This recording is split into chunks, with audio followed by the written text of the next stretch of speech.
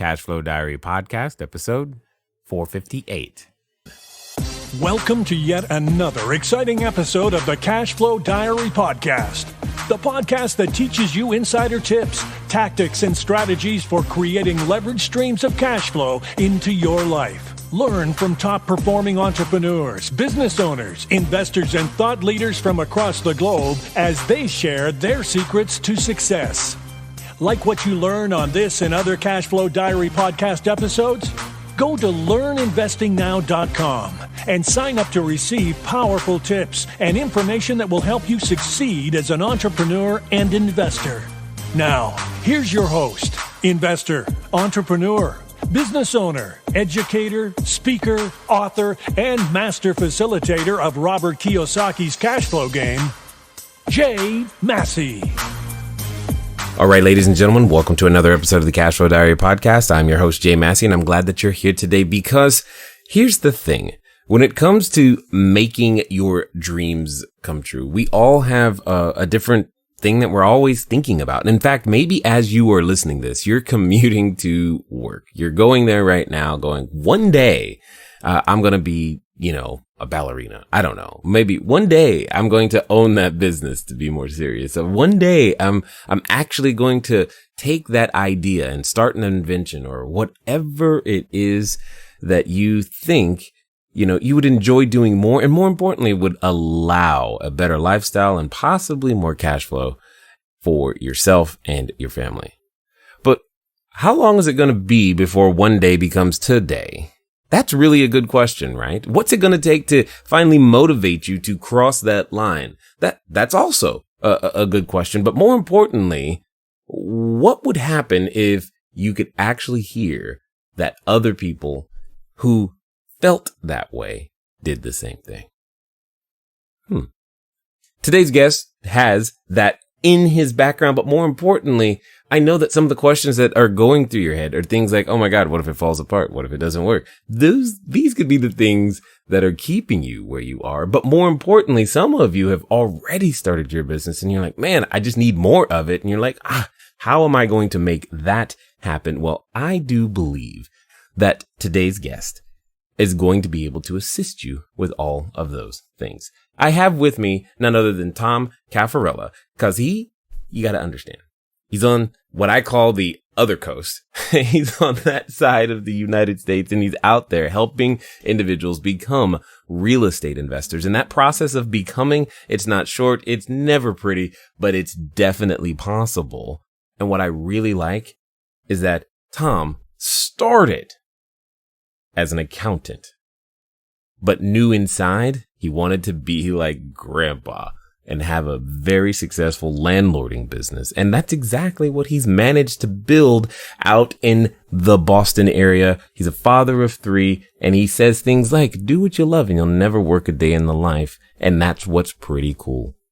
So get ready to take some notes. Let's get ready to have some fun and listen to Tom Cafarella. Tom, you there? I'm here. What's going on today? Anything good? Yeah, well, lots of things out here on the West Coast. I know you're on the other side, but that's the weather is great. The weather's great here right now, but it won't be for too long. So we're enjoying it while we can. I like the qualification of right now. So that's pretty, he's like, that's going to change, but that's okay. So this is good. This is good. Now, this being the first time that you are here, on the CashFlow Diary, what I want to do is I want to ask you the same question I tend to ask everybody else. You ready? Absolutely. All right. I tend to look at entrepreneurs a lot like yesterday's, superheroes. And what it comes down to is that when you think about superheroes and entrepreneurs, I think we have a ton of things in common. Occasionally, as an entrepreneur, I can imagine myself flying around town and saving customers with my products and services, and maybe even often think that I'm wearing a cape. Also, like a superhero, an entrepreneur has a beginning. I mean, if you think about, say, Spider-Man, there was a time where he was just college student. That's all he was. And going around, taking some photos, doing his thing. And then all of a sudden something enters into his life. He gets bit by the spider. It's an intervening event that changes everything. He discovers he's got superhero powers and gets to choose, what am I going to do with them? So my question to you is as follows. Before, even you being the accountant before, starting Ocean City development, before, flipping and wholesaling, buying and holding, before the children, before everything that people know you for today. What we want to know is, who is Tom Cafarella? So, I grew up in a town in Revere, Massachusetts, which is outside of Boston. And I grew up in an area where, people didn't have a lot of money. So every single person that I've ever been around, from, childhood to basically adult age, it always said to me, go to college, get a good job, work your way up the corporate ladder. So that's kind of what I did to start. And as you kind of alluded to, I was an accountant for a bit of time. But I knew at the end of the day that that life wasn't for me. I mean, almost immediately, once I got starting in my work profession, I had an epiphany. And you mentioned, that day where Spider-Man got bit. I remember what I was doing that day, and I'm sure a lot of your listeners have probably listened or read the book or listened to the audiobook Rich Dad Poor Dad. Mm-hmm. And that was really the moment, if you want to talk about getting bit and getting the superpowers, where my whole mindset changed. And I knew that I wanted to be an entrepreneur. I knew I wanted to be in business for myself. And I knew that the path that most people are on, which is what I call the 40-40-40 plan, you work 40 years doing something that you hate for 40 hours a week to take a 40% reduction in pay when you retire. I knew that plan wasn't for me right after I read that book, and that's kind of what launched, my business career. Interesting. Now, Tom, I'm curious. You said you were told by everyone that you knew to go to school, get good grades, get a job. But was this before email? Was email around then? Email, well, I'm 35 years old. I'm going to be 36 next month. So email wasn't around when I was a young kid. Email started to become popular, probably when I was 20, 21, 22, somewhere around that age. But no, not really. Well, and that's what I was thinking is it's funny how that message, go to school, get good grades, get a job, spread better than spam. Oh God, yeah. It's everywhere. And somehow we all know about it. It's it's still everywhere today. And it frustrates me because more people, in my opinion, go to college than should. And, somebody like myself, who's a true entrepreneur, somebody who likes to start businesses, somebody who really likes to work for themselves, is encouraged to go to school. And then there's other people who really, are better suited for trades or better suited for other careers that are still pushed to go to college. And I think the system, as of today, as of 2018, is really flawed. And we have this default message that we send to people that you're not successful unless you go to school. And that's really not the truth. And I think for a lot of people, it's actually bad advice. You're not going to get any argument from me for that one. It took me, I don't know, 26, 27 years to figure out that I should have never been an employee. And about, get this, it took about 4 years of attempting to go to college to realize I should have never been. So yeah, I'm 100% with you. But your 40-40-40 plan, yeah, that wasn't for me either. I like it, but I do have a question, because you said if reading Rich Dad Poor Dad by Robert Kiyosaki was the catalyst, what I'm interested to know is what inspired you to pick up the book. Why did you go, I'll read this one? That's a question I've never been asked, and I'm not really sure I necessarily know the answer to that. I was going through a point where I was reading a lot of different books, kind of, financial type things, and I'm not sure why I stumbled across that one in particular, but that I knew that was the one that kind of changed everything for me, because it's really where I switched my mindset. I think in general, I was searching for how to become successful, just from a high level overview. Again, I grew up in an area where nobody made any money, and the most successful people where I grew up were teachers and firefighters, and there's nothing wrong with that. But most of the people I grew up with didn't have true financial success. And when you grow up and you don't have a lot of money, it changes you. I mean, you're always worried that you're going to kind of stay in that position. So I was searching to try to get out of that lifestyle, and Rich Dad Poor Dad just happened to be one of the books in a long line of books that I read at that period of time, but that was the one that was a game changer. Yeah, totally understood. Now, I hope everybody caught the one thing he just said. Long line of books. Just because you may not go to an institution of higher learning doesn't mean there isn't something to be learned. And a lot of that education is self-taught. It's in books and it's consistently there. So I have a question for you, sir. You went to school, you became the accountant. For a lot of people, they'd like, cool, I'm done.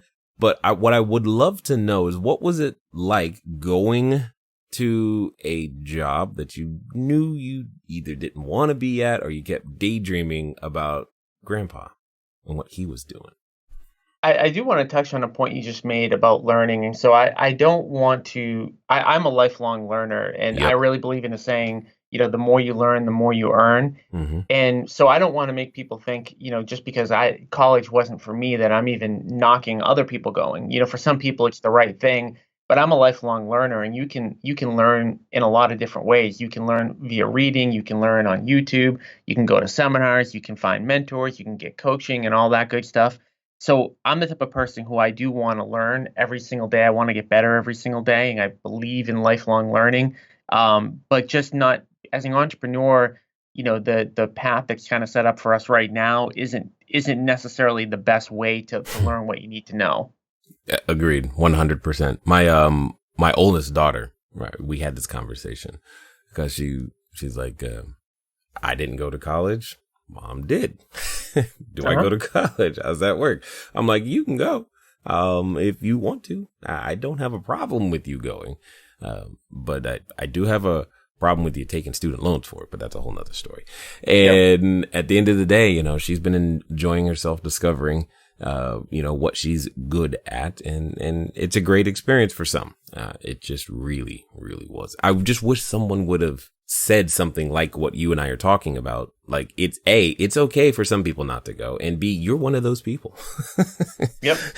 That would have been very, very helpful. But yes, catch us up on what it felt like. Take us back to the time where, maybe you're sitting on the freeway or the expressway or whatever you guys call the freeway out there on the East Coast, and headed to work, but thinking about not being there. Well, I mean, man, so every single day I would show up, I would get to my desk, and I would literally just read all about real estate all day long at my computer. And it was really bad. I mean, honestly, I still feel kind of bad about it to this day. I mean, I ended up getting fired because I wasn't getting my work done. And I really should have known, I mean, hindsight being 2020, that I needed to go off. I needed to do something entrepreneurial on my own, and I should have quit.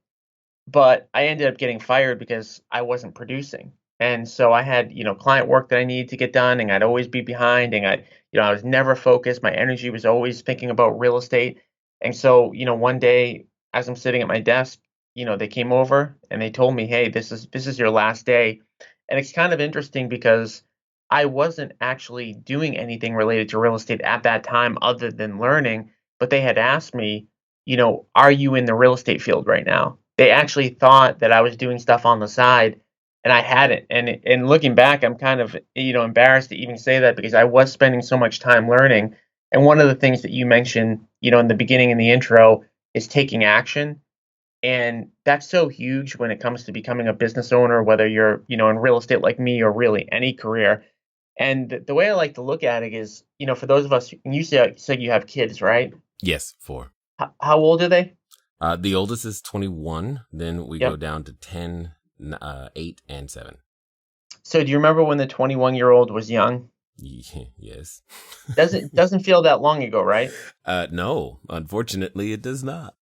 Right. So I always ask this to parents, and I've got 3 kids. I've got a 5-year-old, I've got a 2-year-old, and I've got a 9-month-old. And everybody who has kids says the same thing, that their kids are 15, 20, 25 years old, and it feels like just yesterday that they were born. And the thing is, in the human life, 10 or 15 or 20 years goes by really, really fast. We only have a small window of opportunity to really live our dreams and to do what we were put on this earth to do. And really, the risk in America, it's very low, right? We quit our job. We spend 6 months. We spend a year trying to build our business in order to survive. There's not that much risk, right? In 2018 in America, what's the worst case scenario that happens? We're still going to eat. We're still going to have a roof over our heads. Maybe we don't have necessarily the luxuries that we're accustomed to for a small window of time. But everybody looks at what's the risk of doing something that you love? Okay, what's the worst case scenario? And the worst case scenario, when you think about it in America in 2018, isn't that bad. The way I like to think about it is what's the risk of not doing what you love, right? What's the risk of continuing to do something that you hate or that you really don't enjoy on a day-to-day basis? What's the risk of that 20 or 30 or 40 years from now? And I think when you look at it from that perspective, if you are truly unhappy in whatever profession or whatever career you're in, and you can do something that you love and earn a living, the best time to start is now. And again, the worst case scenario, I mean, you don't make it, you fail, you can always go back to that job that you have. That job or a job like it is always going to be available again. But that 10 or 15 or 20 years could pass you by and then you could maybe never do it. Well, okay. So now I'm gonna play devil's advocate for those that are listening and can't actually talk to you directly right now. They're possibly saying, well, Tom, the risk is that, if they're younger, they're going, well, my parents aren't gonna like it. They're kind of paying for everything right now. And they're gonna cut me off. That's the risk. Yeah. So I think that's an important thing is that most people aren't entrepreneurs. So if you're listening to this podcast and you're an entrepreneur, it's unlikely that the 5 closest people to you right now are going to support your vision because most people are employees by nature. And again, there's nothing wrong with that. But if you're an entrepreneur by nature, it's like trying to fit, a square, round peg in a square hole or vice versa, right? It just doesn't work. So one of the things that you need to do if you're entrepreneurial is get around other entrepreneurs because they're going to think completely differently and they're going to look at risk and they're going to look at, what you do a lot differently. So in terms of, the parents, not backing you, I think at the end of the day, most parents will understand if you're putting in the time, effort, and energy to build your business. Now, are parents going to support you if you say, hey, I'm going to do something entrepreneurial and then you lay around on the couch all day long and not do anything? I'm not advocating that at all, right? I'm actually saying if you want to be an entrepreneur, you actually have to work harder. You have to work harder in the beginning so that in the end, things are going to be easier. So not everybody's going to support you, whether that's a parent, whether that's a spouse, whether that's a friend, whether that's a relative. Not everyone's going to support you as an entrepreneur because they don't understand the entrepreneurial mindset. But there's a really interesting quote by Steve Jobs, and I think it's something to do with dogma, which is essentially living the life that other people want you to live instead of living your own life. And again, we're just not around for long enough. I mean, time goes by, 10, 15, 20, 30 years goes by in the blink of an eye. So you really have to think, are you living your life for yourself or are you living your life for somebody else? You need to live your life for yourself. Yeah, 100% agreed. What's funny or at least ironic about that, my oldest daughter started going to school and then she said, yeah, I'm going to become a real estate investor like you, Dad. And she was trying to take, the real estate, I guess this particular college has a real estate entrepreneur track, which I was like, wow, that's pretty interesting. But she was doing horribly. And we kept telling her, you're not me. Please go take art classes, go be drama, go be a writer. You're better at that. And it took 2 years of us saying that to her before she actually did, because that's where she belongs. And that's like her skill set. And finding that pocket of skill set is something that I think every entrepreneur always goes through. But more importantly, I know I went through it as a real estate investor, trying to figure out not just real estate investing, but where. What I would love to know is to hear how you managed that transition, because it's one thing to say, I'm going to be an entrepreneur. Like that day they come to you and say, hey, this is your last day. That means you weren't planning. Like, what did you do the next day, Tom? How did you figure that out? Hey guys, thanks for listening as always, and I'm glad that you continue to support with each and every download and subscription and share. One of the things that I want to ask you, though, is where are you listening to me from right now? I know some of you, maybe you're on a treadmill, maybe you're washing dishes, maybe you're walking that dog, and some of you are actually in a vehicle driving right now. One of the fun things that you can do, get some of your time back, is begin to living a car-free existence. But even then, it can be a little complicated. So one of the things that I want you to do is I want you to go over to Zipcar. Go to joinzipcar.com/cashflow diary. It's a way that I am able to still go get a car just for a few hours, very, very simply, so that if I have a lot of errands to run and sheets to drop off and running to the short-term rentals, or if I just want to go for a long trip up to LA and back, etc., I can rent a car for a very, very short period of time. And the cool part is I don't even have to pay for any gas. Again, go to joinzipcar.com/cashflow diary.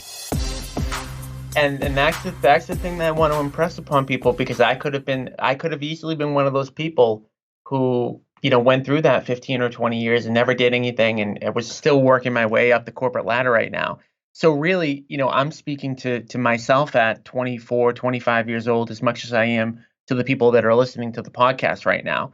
I had a decision made for me, and what I want to impress upon people is I don't want you to have to be lucky enough to get fired to make that decision for you.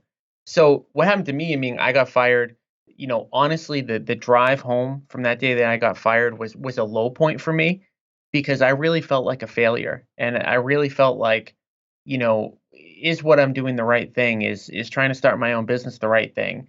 And that drive home was really bad. But I woke up the next day and I felt, invigorated. And I said to myself, look, I'm going to give this a go. Whether or not I'm going to be successful or not, I at least have to try. I can't wake up every day going through the motions and hating what I'm doing on a day-to-day basis. I can't be at work checking the clock every 5 minutes to see if it's 5 o'clock yet. And so I've got to at least give it a shot. And so I decided to give it a shot, and I put in, probably double the hours that I normally would put into a work week. And I've done that for a while. I think, hard work kind of beats everything. And so, if you're willing to really, really work hard and pursue your dreams and do something that you love, in a lot of cases, and in my case, I'm now making much more money and I have much more security than what I would have in a 9-to-5 job. So keep in mind, it's kind of interesting. I got fired in December of 2007 for being a bad employee, but 5 or 6 or 7 months later, we had the financial crisis.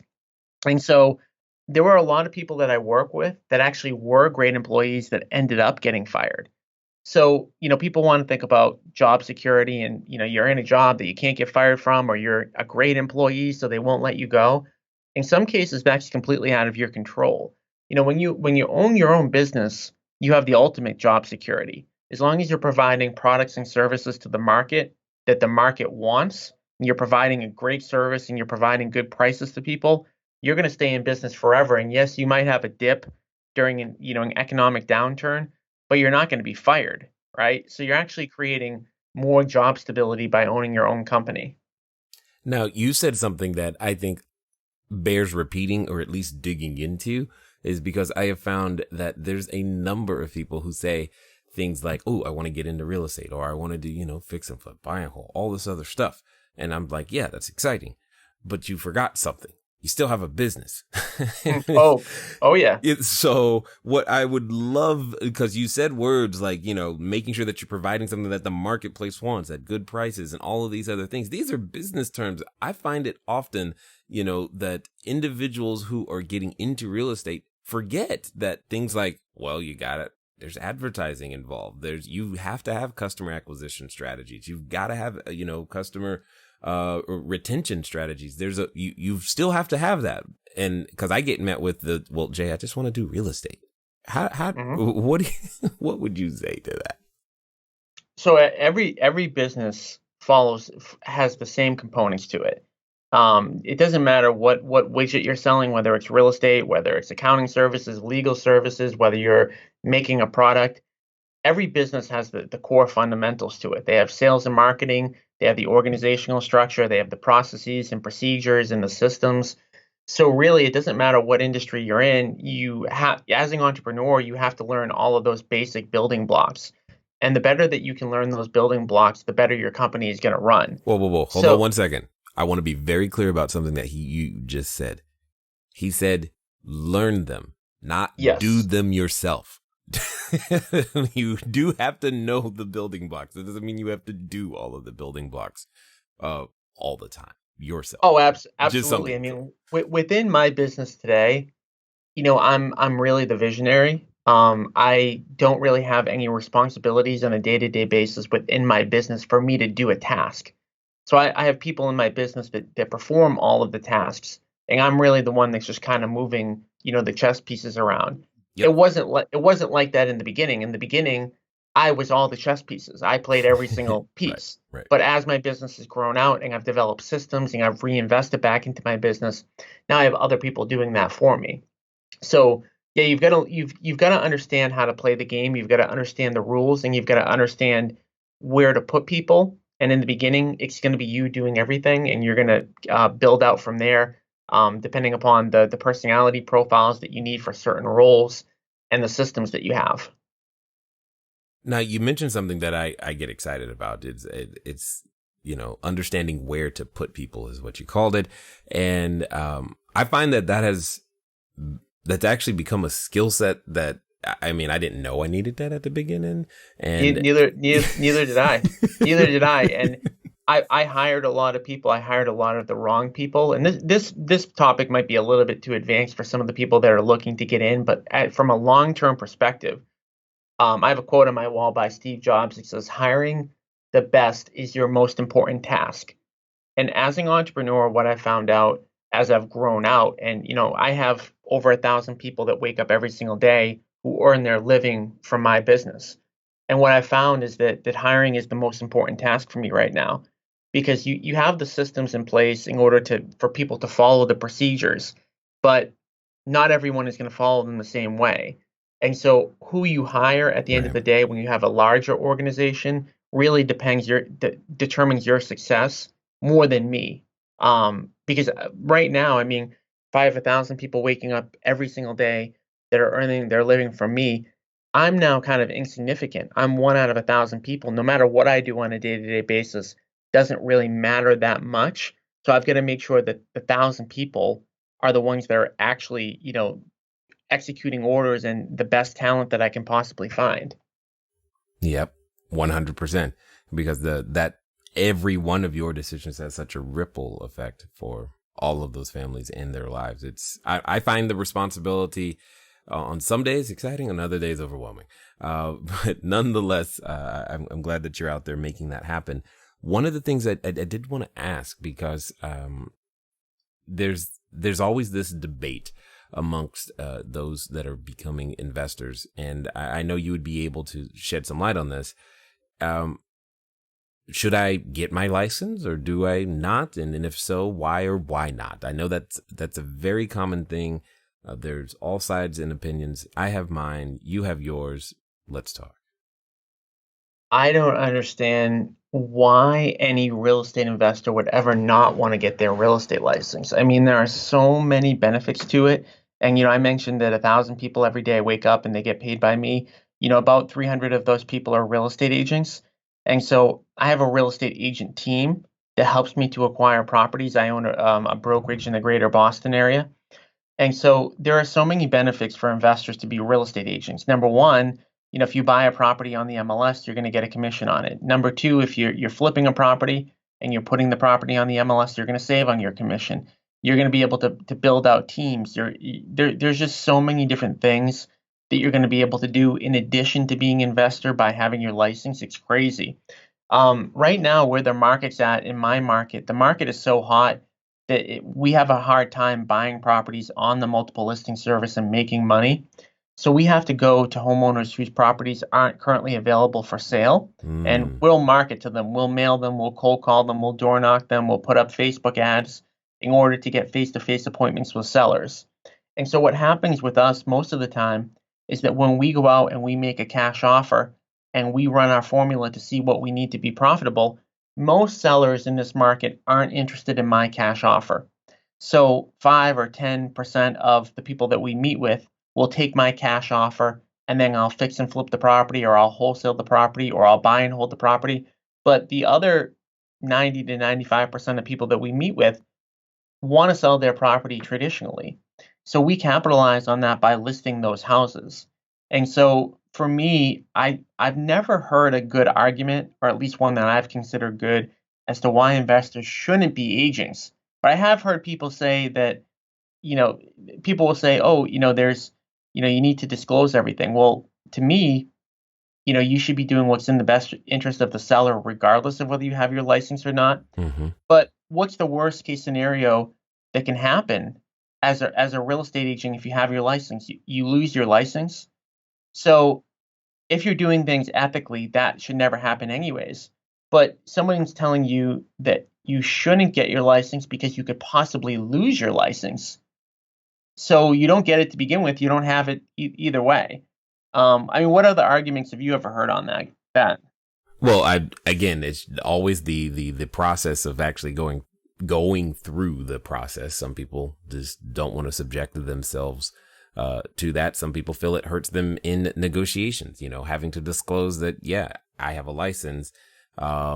It hurts them at the negotiating table, especially when they're working with, the standard, homeowner who's, looking to sell their house and not necessarily looking to work with the realtor. They feel maybe possibly outclassed or something of that nature. I've heard one of the common ones is like, look, all of the information that you get access to, I can still get access to it, especially today, online, etc. I can get access to the exact same data, the exact same information.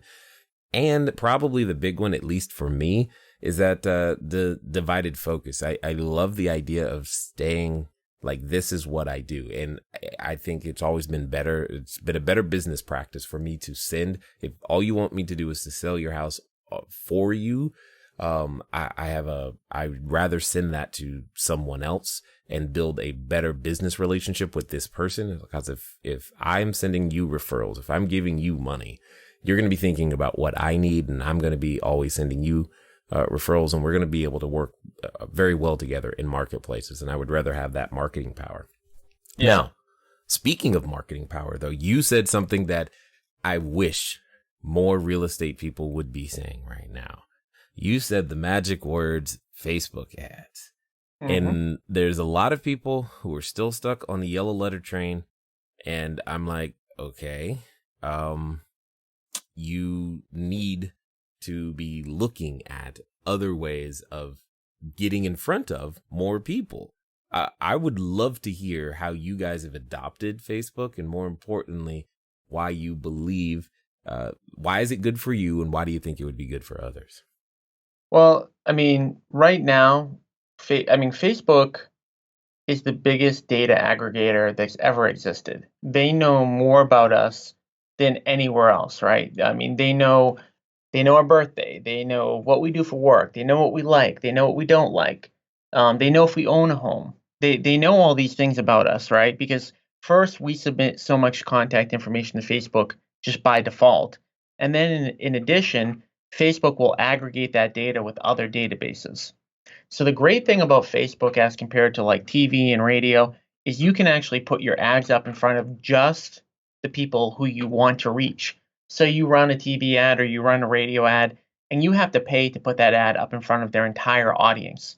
With Facebook, you can go in and you can hand select the exact people that you want to put your ad up in front of, from age to college, education level, to what job they have. So for example, for me, if I'm running an ad for me wanting to buy properties, I'm going to exclude real estate agents that own homes, because a real estate agent is probably not going to sell to an investor. So you only have to pay for the people that you absolutely want to reach, your hyper, marketing. And so I use it, on a day-to-day basis. I spend a ton of money on Facebook ads, and I think it's the best bang for your buck right now. And, that could change 5 or 10 years down the line. A different marketing medium might come around that's better than Facebook. But effectively, you can save a lot of money by excluding all the people who would never use your products and services to begin with. And so we run ads consistently looking to buy homes in the certain areas where we want to do flip projects and wholesale projects and buy and hold projects. And so for me, it's one of the biggest bang for your buck right now. And people have said that the Facebook ads are probably going to go up over the course of time, which I believe to be true because right now that's our biggest ROI. Well, but even if they do, we also have the benefit as, real estate entrepreneurs. The fact is, I mean, let's be honest, what you would spend on a direct mail campaign, from an ROI standpoint, we have a lot of room to grow because the product or service that we're marketing has so much magnitude and potential in terms of revenue that, we can afford a little bit more room. I mean, if we had to pay more, we could. We don't want to pay more, but we could. But more importantly, I think you said the number one thing that I love about Facebook is that it's only in front of the person I think has the highest probability of conversion, and it's less expensive. It's easier to do. I mean, it's been the most amazing thing for our database as well. I wish more people were out there doing it. Why do you think specifically real estate or real estate businesses or entrepreneurs are slow to adopt some of these methods? I think I forget what book it is, but there's a book that kind of tells how people take in technology, and there's people, they break them up into categories. There's early adopters, and then people go kind of along the curve. And I'm not really sure why people don't change quickly, but that's the reason why when real estate markets cycle or when anything changes, period, there's always a lot of opportunity because most people aren't quick to adapt to change. And the people who are quick to adapt to change have this window of opportunity that the people that take their time don't have. So over the last 2 years, I've made a ton of money on Facebook, and I have seen costs go up even over the past 2 years. Yeah. And so as more people get into the marketplace, the bidding will go up and it will be tougher to make money in that medium. But by that time, there'll probably be something else. There'll be the next new thing that people know about, but they're not willing to try. So it's kind of like the herd mentality. People usually jump in when it's too late. And so I don't know why that is, but I don't think it's just a Facebook thing. I think it's all across the board, kind of just natural human mentality. Yeah, you're probably right about that. Definitely, for sure. Now, I know that there's a number of people who have been listening this far. They've probably like, man, one day I'm going to be like Tom. Maybe that's what they're saying now to themselves as they're driving or washing the dishes or walking the dog or doing whatever, people do. My question to you is, they probably want to get a little bit more from you, find out more about what you guys have got going on over there at Ocean City. What's going to be the best way for them to track you down? The best way is to sign up for my webinar. My webinar kind of teaches the tips and tricks that I used in order to get started in the real estate investing business. Now, when you go to the URL www.realestateinvestingiseasy.com, you don't have to watch the webinar if you're not interested in what's on the webinar. If you put your email in, what's going to happen is you're automatically going to go on my email list, and we send out training every single day on how to become a real estate investor. So tips and tricks and stuff like that. So if you just put your email in and you don't feel like watching the webinar, you can get on my email list. And when you get on my email list, automatically on the first day, you're going to get my email. So if you guys have any questions or you need any help on starting a business, and I've started more than one business, I'd love to talk to your listeners and help them in any way I can. And again, that URL is www.realestateinvestingiseasy.com. Okay, so I have a final question for you because here's the thing. This is what I know. I know that there's a number of individuals who have been listening this far, and in fact, they may have finally come to that point of decision. They're in their head, they're going, you know what? Tom did it. Jay did it. I'm going to do it. Let's go.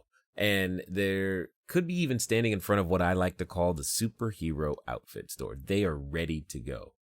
But like I know, Tom, is that when we reach these moments and points of decision, oftentimes we have a partner, and that partner comes in the form of a voice. And that voice says things like, oh my gosh, who are you to actually think you're going to have 300 people like on your team?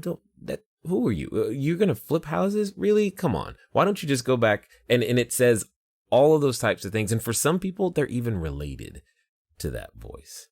So my question to you is as follows.